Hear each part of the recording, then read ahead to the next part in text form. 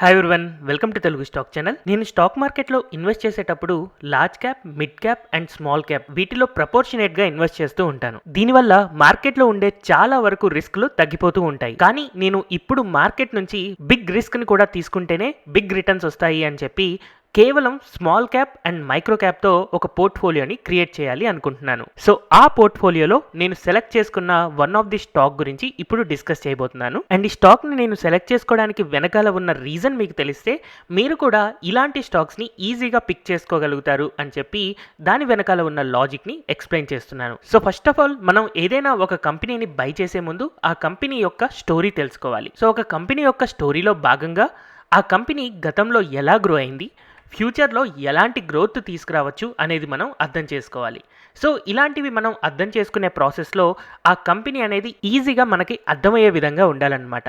ఏదో some rocket science లాగా లేదా హైడ్రోజన్ ఫ్యూయల్స్ లాగా కంప్లీట్ రీసెర్చ్ అండ్ డెవలప్మెంట్లో ఉంటూ అది ఎంతవరకు సక్సెస్ అవుతుందో ఫెయిల్ అవుతుందో మనకి తెలియకుండా ఉన్న బిజినెస్లో ఇన్వెస్ట్ చేయడం కంటే ఈజీగా అర్థమయ్యే బిజినెస్లు, కాన్స్టెంట్గా గ్రో అయ్యే బిజినెస్లో ఇన్వెస్ట్ చేయడం మంచిది. సో అందుకే హ్యూమన్ బీయింగ్స్కి బేసిక్ నెసెసిటీస్ అయిన ఫుడ్, క్లాతింగ్ అండ్ షెల్టర్ బిజినెస్లు ఎప్పుడు కూడా కాన్స్టెంట్గా గ్రో అవుతూ ఉంటాయి. అందులో ఇప్పుడు నేను క్లాతింగ్ బిజినెస్ మీద కాన్సన్ట్రేట్ చేశాను. సో ఈ క్లాతింగ్ బిజినెస్లో నేను సెలెక్ట్ చేసుకున్న కంపెనీ యాన్ అండ్ అలాగే ఫ్యాబ్రిక్ని తయారు చేస్తూ ఉంటుందన్నమాట. స్పెషల్లీ యాన్లో ఈ కంపెనీకి చాలా వరకు రెవెన్యూస్ జనరేట్ అవుతూ ఉంటాయి. అండ్ ఈ కంపెనీ తయారు చేసే యాన్ అండ్ ఫ్యాబ్రిక్ని 5 కాంటినెంట్స్కి, ఆ 5 కాంటినెంట్స్లో 45 కంట్రీస్కి ఈ కంపెనీ దాని యొక్క ప్రొడక్ట్స్ని ఎక్స్పోర్ట్ చేస్తూ ఉంది. యూజువల్గా ఎక్స్పోర్ట్ క్వాలిటీ ఉంది అంటే ఆబ్వియస్గా చాలా మంచి క్వాలిటేటివ్ ప్రొడక్ట్స్ని ఇస్తున్నట్టే కదా. సో ఇలా 45 కంట్రీస్కి దాని యొక్క ప్రొడక్ట్స్ని ఎక్స్పోర్ట్ చేసే company is nothing but Filatex India limited. ఈ కంపెనీ యొక్క షేర్ ప్రైస్ ఈ రోజు 96.8 రూపీస్ దగ్గర ట్రేడ్ అవుతూ ఉంది. అండ్ దీని యొక్క మార్కెట్ క్యాపిటలైజేషన్ కేవలం 2000 కోట్లు మాత్రమే. అంటే ఇది ఒక మైక్రో క్యాప్ స్టాక్గా మనం చెప్పుకోవచ్చు. సో ఈ మైక్రో క్యాప్ స్టాక్ని మనం ఇప్పుడు అనలైజ్ చేయడానికి ట్రై చేద్దాం. సో ఫస్ట్ ఆఫ్ ఆల్ ఈ కంపెనీ యొక్క పాస్ట్ స్టోరీ కనుక మనం తెలుసుకుంటే కంటిన్యూస్గా ఈ కంపెనీ దాని యొక్క కెపాసిటీస్ పెంచుకుంటూ ఉంది. ఎవ్రీ ఇయర్ యాన్ అండ్ ఫ్యాబ్రిక్లో రకరకాల సెగ్మెంట్స్లో దాని యొక్క కెపాసిటీస్ పెంచుకుంటూ ఈ కంపెనీ గ్రో అవుతూ ఉంది. ఇండియాలో కేవలం 2 ప్లాంట్స్ ఉన్నా కూడా ఆ ప్లాంట్స్ నుంచి వీళ్ళు కంటిన్యూస్గా వాళ్ళ కెపాసిటీస్ గ్రో చేసుకుంటూ ఉన్నారు. వీళ్ళ కెపాసిటీ ఎక్స్పాన్షన్లో భాగంగా ఒక న్యూ ప్లాంట్ని ఆగస్టు 2022 అంటే రీసెంట్గానే కమిషనింగ్ కూడా కంప్లీట్ చేశారు. అంటే ఇప్పటి నుంచి ఆ ప్లాంట్ని యూజ్ చేయడం ద్వారా వీళ్ళ ఎగ్జిస్టింగ్ పోర్ట్ఫోలియో సైజ్ని ఇంక్రీజ్ చేసుకుంటూ ఉంటారు. అండ్ ఈ కంపెనీ దాని యొక్క ఎక్స్పెన్సెస్ తగ్గించుకోవడం కోసం రెన్యూబుల్ ఎనర్జీ సోలార్ పవర్ ప్లాంట్స్ని కూడా ఎక్స్పాండ్ చేస్తూ ఉంది. 2021 నుంచి వీళ్ళు సోలార్ పవర్ ప్లాంట్స్ మీద కూడా కాన్సన్ట్రేట్ చేస్తూ వీళ్ళ యొక్క ప్లాంట్ స్పేస్ ని యూటిలైజ్ చేసుకుంటూ వీళ్ళ ఓన్ ఎలక్ట్రిసిటీని వీళ్ళే తయారు చేసుకునే విధంగా గ్రో అవుతూ ఉన్నారు. అండ్ ఈ కంపెనీ తయారు చేసే యాన్ అండ్ ఫ్యాబ్రిక్స్ ని home textiles and furniture, outdoor clothing and athletic wear and అలాగే వైడ్ రేంజ్ ఆఫ్ అపెరల్స్లో, ఉమెన్ ఇన్నర్ వేర్లో అండ్ ఇండస్ట్రియల్ యూజ్ కేసెస్లో కూడా యూజ్ చేస్తూ ఉంటారు. ఆటో సెక్టార్లో కూడా పాలిస్టర్ యొక్క యూజ్ అనేది ఉంటూనే ఉంటుంది. సో ఇప్పటిదాకా ఈ కంపెనీ దాని యొక్క ఎక్స్పాన్షన్ కెపాసిటీస్ వైజ్గా క్లియర్గా చూపిస్తూనే ఉంది. అండ్ ఫిలాటెక్స్ యొక్క ఫ్యూచర్ ప్లాన్స్లో కూడా మనం అబ్జర్వ్ చేస్తే పార్షియల్లీ ఓరియంటెడ్ యాన్ పీఓవైని ఫ్యూచర్లో ఇంకా ఎక్కువ సైజులో తయారు చేసే విధంగా ఈ కంపెనీ దాని యొక్క స్టెప్స్ వేస్తూ ఉంది. అండ్ అలాగే రీసైకిల్డ్ పాలిస్టర్ యూజ్ చేయడం ద్వారా ఫాస్ట్ ఫ్యాషన్ బ్రాండ్స్కి వీళ్ళ యొక్క ప్రొడక్ట్స్ సెల్ చేసే విధంగా వీళ్ళు ప్లాన్ చేస్తూ ఉన్నారు. అండ్ అలాగే value addition products, drawn textured yarn and అలాగే ఫుల్లీ డ్రాన్ యాన్స్ని కూడా వీళ్ళు తయారు చేయడం కోసం ట్రై చేస్తూ ఉన్నారనమాట. దీని ద్వారా వీళ్ళకి లెస్ మెటీరియల్తో ఎక్కువ మార్జిన్ ఆఫ్ ప్రాఫిట్స్ అనేది ఎర్న్ చేయగలుగుతారు. జనరల్గా మనం కొన్ని కంపెనీస్ని స్టడీ చేస్తున్నప్పుడు జస్ట్ వాళ్ళు అప్పులు తీర్చుకోవడం కోసం వాళ్ళ ప్రాఫిట్స్ని యూటిలైజ్ చేసుకుంటూ ఉంటారు. కానీ ఈ కంపెనీ దాని యొక్క వచ్చే ప్రాఫిట్స్ని అప్పులు తీర్చడానికి యూటిలైజ్ చేస్తుంది. అట్ ది సేమ్ టైం మంచి క్యాపెక్స్ ప్లాన్స్తో దాని యొక్క ఫ్యూచర్ ఎక్స్పాన్షన్కి కూడా ప్లాన్ చేస్తూ ఉంది. సో క్లియర్గా ఈ కంపెనీ యొక్క ఫ్యూచర్ గ్రోత్ అనేది మనకి విజిబుల్గానే కనపడుతూ ఉంది. అయితే మనకి ఎంత శాతం ఈ ఫ్యూచర్ ఎర్నింగ్స్ అనేది పెరగడానికి పాసిబిలిటీ ఉంది అని రీసెర్చ్ రిపోర్ట్స్ చదివినప్పుడు యాజ్ పర్ టిక్కర్ టైప్ వెబ్సైట్లో మనకి ఉన్న రీసెర్చ్ రిపోర్ట్ ద్వారా 20% గ్రోత్ మనకి ఫ్యూచర్ ఎర్నింగ్స్లో రావచ్చు అని ఎక్స్పెక్ట్ చేస్తూ ఉన్నారు. యాక్చువల్గా లాస్ట్ 3 ఇయర్స్లో మాత్రం 50% గ్రోత్ ఎవ్రీ ఇయర్ వచ్చింది. బట్ ఇప్పటి నుంచి కనుక మనం కన్సిడర్ చేసుకుంటే నియర్ ఫ్యూచర్లో 1 to 2 ఇయర్స్ వరకు 20% గ్రోత్ మాత్రమే ఎక్స్పెక్ట్ చేస్తూ ఉన్నారు. దాని తర్వాత దీని గ్రోత్ అనేది మళ్ళీ డ్రాస్టికల్గా ఉండొచ్చు. సో సమ్హౌ ఈ కంపెనీ నెక్స్ట్ నియర్ ఫ్యూచర్లో 20% ఫ్యూచర్ ఎర్నింగ్ గ్రోత్ రికార్డ్ చేస్తుంది అన్న ఎక్స్పెక్టేషన్తో ఉన్నప్పుడు యాక్చువల్గా ఈ ప్రాఫిట్ అనేది ఎందుకు పెరగచ్చు అనేది మనం తెలుసుకోవాలి. సో దానికోసం 5 పాయింట్స్ని మనం అనలైజ్ చేయొచ్చు అని చెప్పి నేను నా లాస్ట్ వీడియోలో చెప్పాను. అందులో ఉన్న పాయింట్స్ని కనుక మనం చూస్తే, ఒకవేళ ఈ కంపెనీ దాని యొక్క కాస్ట్ ఏమైనా తగ్గించుకుంటుందా, లేదా వీళ్ళ యొక్క మెటీరియల్ ప్రైజెస్ అంటే దీని యొక్క ఫినిష్డ్ గుడ్ ప్రైజెస్ని పెంచుకుంటూ ఉందా, లేదా ఈ కంపెనీ న్యూ మార్కెట్స్లో ఎక్స్పాండ్ అవుతూ ఉందా, లేదా ఓల్డ్ మార్కెట్స్లోనే ఎక్కువగా సెల్ చేయబోతుందా, లేదా ఈ కంపెనీకి ఉన్న లాస్ మేకింగ్ ఆపరేషన్స్ని కట్ చేస్తుందా. ఈ 5లో ఏదో ఒకటి జరిగితేనే ఫ్యూచర్ ఎర్నింగ్స్ అనేవి పెరుగుతాయి. మరి ఈ కంపెనీ యొక్క ఫ్యూచర్ ఎర్నింగ్స్ పెరగడానికి రీజన్ ఏంటి అంటే, ఫస్ట్ ఆఫ్ ఆల్ ఈ కంపెనీ వాల్యూ యాడెడ్ మెటీరియల్స్ అయిన డ్రాన్ టెక్స్టైల్స్ని వీళ్ళు తయారు చేయబోతున్నారు అని చెప్పింది కాబట్టి క్లియర్గా వీళ్ళు న్యూ మార్కెట్స్లోకి వెళ్తున్నారు అని అర్థమవుతుంది. అండ్ అలాగే ఆల్రెడీ ఎగ్జిస్టింగ్ POY మెటీరియల్ ఏదైతే ఉందో దాని యొక్క కెపాసిటీస్ పెంచుకుంటున్నారు కాబట్టి ఓల్డ్ మార్కెట్స్లో కూడా ఎక్కువగా సెల్ చేయడానికి ప్లాన్ చేస్తున్నట్టు క్లియర్గా మనకు కనపడుతూ ఉంది.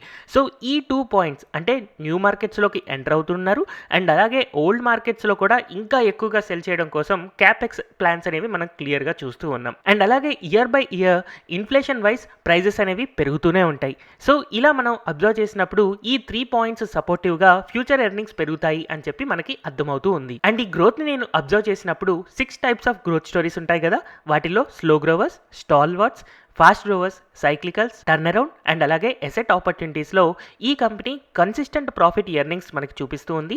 అండ్ లాస్ట్ హిస్టారికల్ రికార్డ్స్ చూసుకుంటే మనకి 50% CAGRతో ఈ కంపెనీ యొక్క లాస్ట్ 3 years ఎర్నింగ్స్ అనేవి పెరిగాయి. అందుకని ఈ కంపెనీని మనం ఫాస్ట్ గ్రోవర్స్గా తీసుకుంటాం. సో నేను నా లాస్ట్ వీడియోలో చెప్పినట్టు ఫాస్ట్ గ్రోవర్స్ కానీ లేదా ఎసెట్ ఆపర్చునిటీస్లో కానీ మనం ఇన్వెస్ట్ చేయాలి అని చెప్పాను కదా.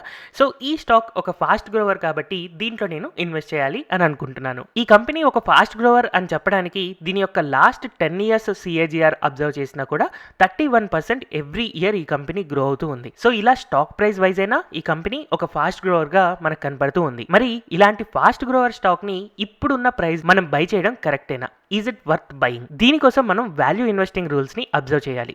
ఫస్ట్ ఆఫ్ ఆల్ ఈ కంపెనీకి ఎర్నింగ్స్ స్టెబిలిటీగా ఉన్నాయా లేదా అండ్ అలాగే కన్సిస్టెంట్ గా గ్రో అవుతున్నాయా లేదా అనేది మనం చూడాలి. సో దీనికోసం ఫిలాటెక్స్ ఇండియాని screener.in లో నేను అనలైజ్ చేయబోతున్నాను. ఈ కంపెనీ యొక్క ప్రాఫిట్ అండ్ లాస్ స్టేట్మెంట్ కి వెళ్ళి ఈ కంపెనీ యొక్క ఎర్నింగ్స్ గనక మనం అబ్జర్వ్ చేస్తే దాదాపుగా 2017 నుంచి అంటే 5 years బ్యాక్ నుంచి మనం కన్సిడర్ చేసినప్పుడు 41 crores, 60, 85, 121, 166 అండ్ 303 crores.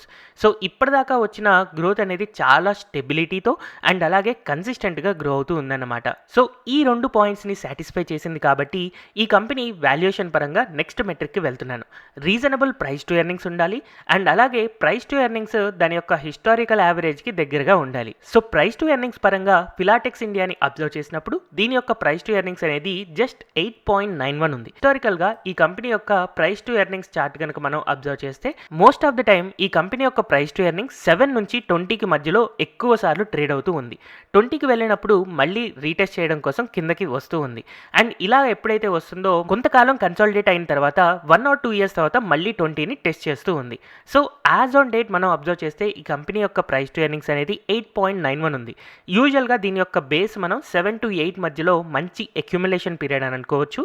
అండ్ 20 ఎప్పుడైతే రీచ్ అయిందో అలాంటప్పుడు మనం దీని నుంచి ఎగ్జిట్ అవ్వచ్చు. సో ఈ ఫిలాటెక్స్ ఇండియా స్టాక్ని నేను లాంగ్ టైమ్ హోల్డింగ్ అంటే ఇంకొక 15 ఏళ్ళు 20 ఏళ్ళు జస్ట్ కొన్ని వదిలేసే స్టాక్ లాగా కాకుండా ఈ స్టాక్ని నేను ఇప్పుడు ప్రైస్ టు ఎర్నింగ్స్ 8కి దగ్గరలో లేదా 9కి దగ్గరలో నేను బై చేస్తున్నాను కాబట్టి ఎప్పుడైతే ఇది 18 to 20 లెవెల్కి రీచ్ అవుతుందో అలాంటప్పుడు నేను దీన్ని సెల్ చేసే ప్లాన్తో దీన్ని హోల్డ్ చేసుకుంటూ ఉంటాను. సో ఈ స్టాక్ దాని యొక్క ప్రైస్ టు ఎర్నింగ్స్ ఎప్పుడైతే 18 to 20 రీచ్ అవుతుందో అలాంటప్పుడు ఈ స్టాక్ ప్రైస్ అనేది దాదాపుగా 250 రూపీస్ నుంచి 300 రూపీస్ టచ్ అవ్వచ్చు. అంటే డబుల్ టు ట్రిపుల్ రిటర్న్స్ ఈ స్టాక్లో కమింగ్ 2 to 3 yearsలో వస్తాయి అన్న ఎక్స్పెక్టేషన్తో దీన్ని నేను బై చేయాలి అని అనుకుంటున్నాను. అండ్ అలాగే ఈ కంపెనీని మనం స్టడీ చేసేటప్పుడు price to earnings with respect to industry average కూడా మనం చూడాలి. సో ఈ కంపెనీ యొక్క పీర్స్ డేటాను మనం కన్సిడర్ చేస్తే ఫిలాటెక్స్ యొక్క పీర్స్ కి ప్రైస్ టు ఎర్నింగ్స్ జస్ట్ 6కి దగ్గరలో మనకు కనపడుతూ ఉంది. And branded stock like Grasim కి 14 దగ్గరలో ఉంది. సో సంహౌ ఈ ఫిలాటెక్స్ యొక్క ప్రైస్ టు ఎర్నింగ్స్ అనేది ఇండస్ట్రీ పీఈతో కంపేర్ చేసుకుంటే చాలా రీజనబుల్ గా ఉంది అని మనం అర్థం చేసుకోవచ్చు. అండ్ ఒకవేళ ఈ కంపెనీ యొక్క పీబైఈ అనేది ఎక్స్పాండ్ అవుతూ ఉంటే అలాంటప్పుడు దాన్ని ఎర్నింగ్స్ గ్రోత్ పర్సంటేజ్తో కంపేర్ చేసుకుని ఓవర్ వాల్యూడా అండర్ వాల్యూడా చెప్పచ్చు. కానీ ఇంకా ఈ స్టాక్ పీబైఈ ఎక్స్పాన్షన్ జోన్లోకి వెళ్ళలేదు కాబట్టి అండ్ అలాగే హిస్టారికల్గా ఈ కంపెనీ యొక్క ప్రైస్ టు ఎర్నింగ్స్ అనేది సైక్లికల్గా 7 to 20 మధ్యలో ట్రేడ్ అవుతూ ఉంది కాబట్టి అండ్ ఫిలాటెక్స్ యొక్క ప్రైస్ టు ఎర్నింగ్స్ 9 దగ్గర ఇప్పుడు ఉంది కాబట్టి 9 అండ్ 7 మధ్యలో నేను దీన్ని యాడ్ చేసుకుంటూ హోల్డ్ చేసుకుంటూ ఉంటే ఎప్పుడైతే 18-20 రీజియన్ రీచ్ అవుతుందో అలాంటప్పుడు దీంట్లో మంచి ప్రాఫిట్స్ బుక్ చేసుకొని ఎగ్జిట్ అవ్వచ్చు. అయితే మరి వాల్యూ క్యాలిక్యులేట్ చేసేటప్పుడు ప్రైస్ టు ఎర్నింగ్ చూసుకుంటే అంతా రీజనబుల్గానే ఉంది.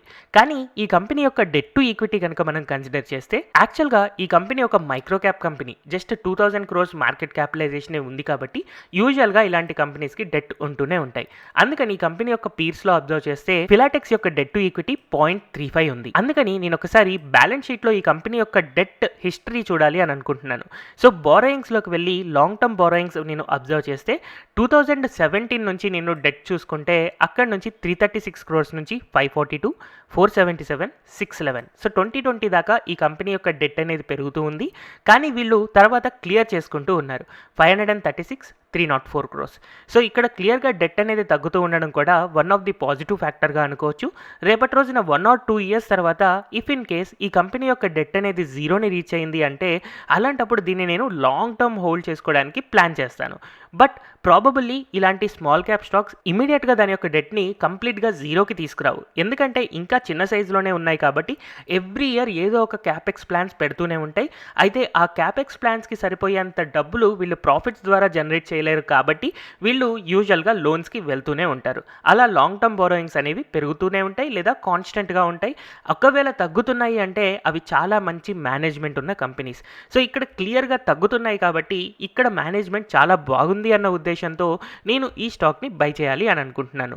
అయితే మనకి స్టాక్ మార్కెట్లో ఎన్నో debt free high growing companies ఉన్నాయి.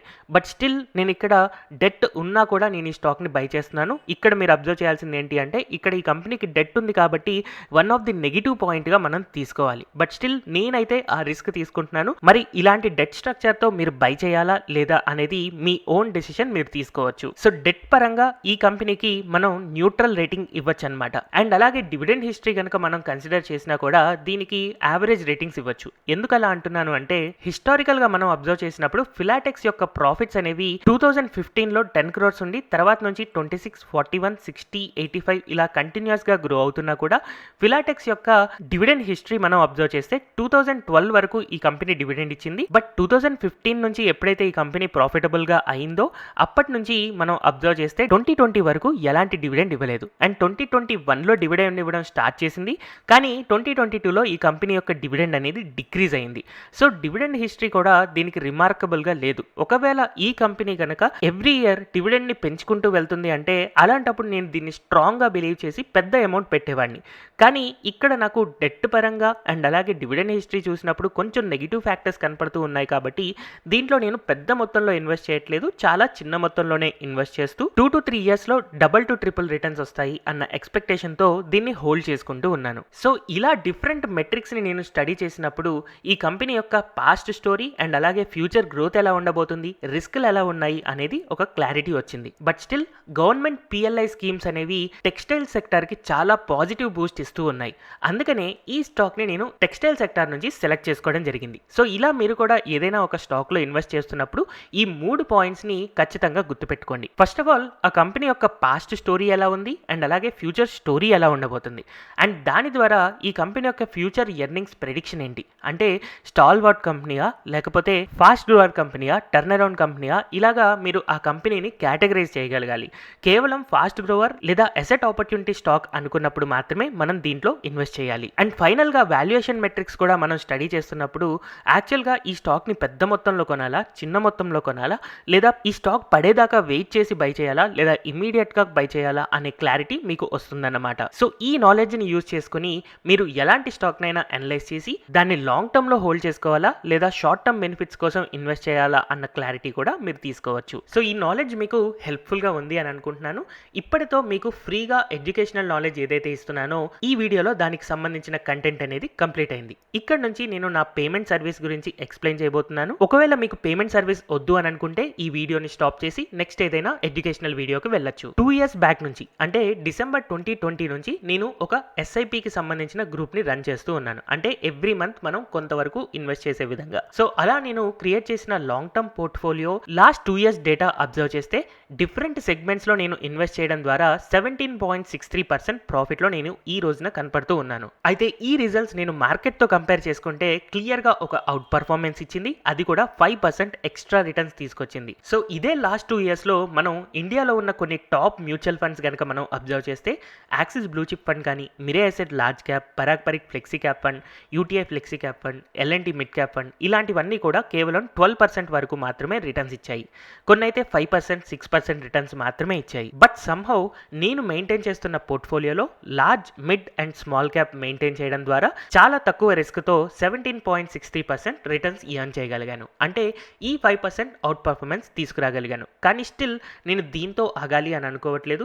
ఎందుకంటే కొన్ని మ్యూచువల్ ఫండ్స్ నన్ను అవుట్ పర్ఫార్మ్ చేసినవి ఉన్నాయి. వాటిలో specially SBI small cap fund, Axis small cap fund and Kotak emerging equity fund నాకంటే కూడా ఒక 5% అవుట్ పర్ఫార్మెన్స్ ఇచ్చాయి. బట్ సమ్హౌ నా పోర్ట్ఫోలియోలో large, mid and small cap ప్రపోర్షనేట్గా ఉన్నాయి కాబట్టి దాని యొక్క రిటర్న్స్ అనేవి దానికి ఈక్వల్ కాంపిటీషన్ ఇచ్చే ఫ్లెక్సీ క్యాప్ ఫండ్ లేదా large cap and large and mid cap ఫండ్స్తో కంపేర్ చేసుకుంటే బెటర్గా ఉంది. బట్ సమ్హౌ నేను స్మాల్ క్యాప్ ఫండ్స్ని కూడా బీట్ చేయాలి అన్న ఉద్దేశంతో ఒక స్మాల్ అండ్ మైక్రో క్యాప్ పోర్ట్ఫోలియోని ఇప్పటి నుంచి బిల్డ్ చేయబోతున్నాను. సో నా పోర్ట్ఫోలియోని ఫాలో అవుతూ ఎవరైనా గ్రో అవ్వాలి అని అనుకుంటే ఈ స్మాల్ అండ్ మైక్రో క్యాప్ పోర్ట్ఫోలియోని నేను లైఫ్ టైమ్ యాక్సెస్ 15,000 రూపీస్కి సెల్ చేయాలి అని అనుకుంటున్నాను. బట్ సమ్హౌ లాంగ్ టర్మ్ నుంచి యూట్యూబ్లో నన్ను ఫాలో అవుతున్న వాళ్ళకి బెనిఫిట్ అవ్వాలి అన్న ఉద్దేశంతో కేవలం నవంబర్ 2022లో జస్ట్ 3,500 రూపీస్కే లైఫ్ టైమ్ యాక్సెస్ అనేది ఇవ్వడం జరుగుతుంది. అయితే ఈ 3,500 రూపీస్ అనేది కాన్స్టెంట్గా ఉండదు, ఎవ్రీ మంత్ ఇంక్రీజ్ అవుతూ ఉంటుంది. నవంబర్ 2022లో 3,500 రూపీస్ ఉంటే డిసెంబర్లో 4,000, జనవరిలో 4,500 ఇలా ఎవ్రీ మంత్ 500 రూపీస్ ఇంక్రీజ్ అవుతూ 2024 రీచ్ అయ్యేసరికి 15,000 రూపీస్ లైఫ్ టైమ్ యాక్సెస్తో ఈ స్మాల్ అండ్ మైక్రో క్యాప్ పోర్ట్ఫోలియోని మీరు అబ్జర్వ్ చేయగలుగుతారు. సో ఈ పోర్ట్ఫోలియో సర్వీస్ కనుక మీరు తీసుకోవాలి అని అనుకుంటే గూగుల్ ప్లే స్టోర్లో తెలుగు స్టాక్ ఛానల్ అనే యాప్ని ఇన్స్టాల్ చేసుకోవడం ద్వారా దాంట్లో లాగిన్ అయినప్పుడు మీకు స్టోర్ సెక్షన్లో small and micro cap portfolio అని కనబడుతుంది. దాన్ని బై చేయడం ద్వారా మీరు నా పోర్ట్ఫోలియోని అబ్జర్వ్ చేయొచ్చు. సో ఈ పోర్ట్ఫోలియో సర్వీసెస్లో మీకు 3 ఫోల్డర్స్ ఉంటాయి. అందులో ఫస్ట్ది ఎడ్యుకేషనల్ కంటెంట్. నేను చదివే different books hundreds of pages ఉన్న వాటిని సమ్మరైజ్ చేసి 5 to 10 పేజెస్లో దాన్ని ఒక సింగిల్ డాక్యుమెంట్ రూపంలో ఇక్కడ ఇవ్వడం జరుగుతుంది. అండ్ అలాగే స్టాక్ పోర్ట్ఫోలియోలో నేను ఏ స్టాక్స్ కొంటున్నాను, ఏవి అమ్ముతున్నాను అనే అప్డేట్స్ అనేవి మీరు స్టాక్ పోర్ట్ఫోలియోలో అబ్జర్వ్ చేయొచ్చు. అండ్ నేను కొనే స్టాక్స్ ఎందుకు కొంటున్నాను, ఎందుకు అమ్ముతున్నాను అనే లాజికల్ రీజన్ కోసం స్టడీ బిహైండ్ స్టాక్ సెలెక్షన్లో మీరు వీడియోస్ రూపంలో అబ్జర్వ్ చేయొచ్చు. అండ్ నేను స్టాక్ కొన్న ప్రతిసారి మీరు యాప్ ఓపెన్ చేసి చూడాల్సిన అవసరం లేదు. మీరు ఎప్పుడైతే ఈ పోర్ట్ఫోలియో సర్వీస్ తీసుకుంటారో ఇమీడియట్గా నేను మిమ్మల్ని టెలిగ్రామ్ గ్రూప్లో కూడా యాడ్ చేస్తాను. సో ఈ టెలిగ్రామ్ గ్రూప్లో ఎప్పుడైతే నేను షేర్స్ని బై చేస్తున్నానో, సెల్ చేస్తున్నానో ఇమీడియట్గా అప్డేట్ ఇవ్వడం జరుగుతుంది. ఆ నోటిఫికేషన్ చూడగానే ఒకవేళ మీరు కూడా సిమిలర్గా చేయాలి అని అనుకుంటే ఫాలో అవ్వచ్చు. అండ్ నేను బై చేసే స్టాక్స్ డిఫరెంట్ థీమ్స్తో ఉంటాయి. China +1, emerging business, electric vehicle, India's growing consumption అంటే పాపులేషన్ పెరుగుతున్న కొద్దీ కన్జంప్షన్ పెరుగుతూ ఉంటుంది కదా, దానికి సంబంధించింది, digital India, mode business and home improvement ఇలా డిఫరెంట్ సెగ్మెంట్స్లో కూడా హై గ్రోయింగ్ స్టాక్స్ని సెలెక్ట్ చేసుకొని స్మాల్ అండ్ మైక్రో క్యాప్ సెక్టార్లో వాటిని నా పోర్ట్ఫోలియోలో యాడ్ చేసుకోవడం జరుగుతుంది. సో నా లాంగ్ టర్మ్ పోర్ట్ఫోలియోలో ఆల్రెడీ నేను 5% అవుట్ పర్ఫార్మెన్స్ చూపించాను అండ్ హోప్ దీన్ని ఇంకా ఇంక్రీజ్ చేయాలి అని అనుకుంటూ ఉన్నాను. అండ్ సిమిలర్లీ ఈ small and micro cap portfolio కూడా ఫ్యూచర్లో హెవీ రిటర్న్స్ ఇస్తుంది అని ఎక్స్పెక్ట్ చేస్తూ thank you everyone for watching this video.